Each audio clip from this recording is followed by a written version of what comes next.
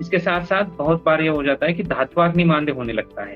जैसे हमने बोला अग्निमांद्य तो हमें दिखाई देता है, जो हम प्रत्यक्ष रूप से देख सकते हैं, लेकिन धात्वाग्निमांद्य हमें ज़्यादातर दिखाई नहीं देता है। जैसे हमने बोला कि बहुद्रव श्लेष्मा में क्या होता है कि इसमें हमने देखा होगा कि बहुत बार डायबिटिक पेशेंट में धीरे-धीरे फैट मास बढ़ने लगता है।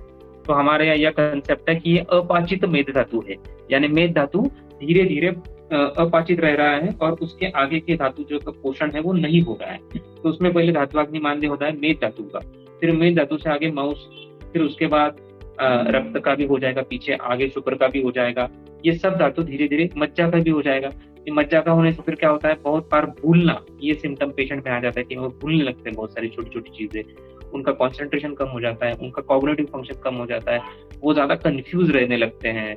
हमारे यहाँ आयुर्वेद में तो उसके मानस भाव भी बताए गए हैं। अगर आपने ठीक से संहिताएँ पढ़ी होंगी, अगर आपको अच्छे गुरु मिले होंगे जैसे हमें मिले, जैसे हमें उन्होंने सिखाया कि चरक संहिता में चिकित्सा स्थान में हर एक अध्याय में पहला जो श्लोक है, अग्निवेश ने अत्रि ऋषि की स्तुति की है। तो हमारे गुरुजी ने हमें सवाल किया कि ये स्तुति क्यों की है? हम तो एक-एक श्लोक, एक-एक अक्षर बचाना चाहते थे, तो फिर उन्होंने एक अक्का श्लोक क्यों उसमें दे दिया?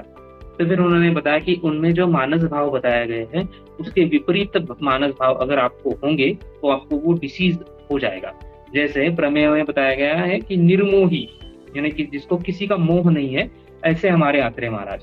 तो अगर आपको इसका विपरीत भाव यानी मोह, यानी इसका मतलब है अगर आपको मोह होता है, तो आपको डायबिटीज़ होगा। तो आज का जो कलयुग है इसमें तो बहुत सारे लोगों को बहुत सारी चीज़ों का मोह होता ही है, क्योंकि ये मानसिक कारण है, ये शारीरिक कारण नहीं हो सकता। तो ये भी एक थोड़ा-सा देखने वाली चीज़ है। तो हमारी जो दवाई है ये मन पे भी काम करती है, सिर्फ़ ऐसा नहीं कि शरीर पे काम करती है।